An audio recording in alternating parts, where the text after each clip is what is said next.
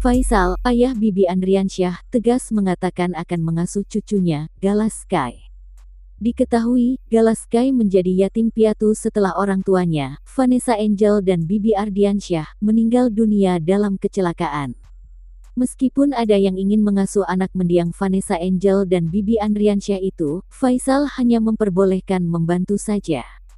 Menurutnya, pihak keluarga sangat kehilangan sosok Bibi Andriansyah. Maka itu, dengan hadirnya Gala Sky Andriansyah di tengah keluarga, dapat mengobatkan rasa kepergian Bibi serta Vanessa untuk selamanya. Sebagai informasi, pasangan Vanessa Angel dan Bibi Ardiansyah dimakamkan di TPU Taman Malaka sekitar pukul 9 waktu Indonesia Barat, Jakarta Selatan, Jumat, tanggal 5 November tahun 2021.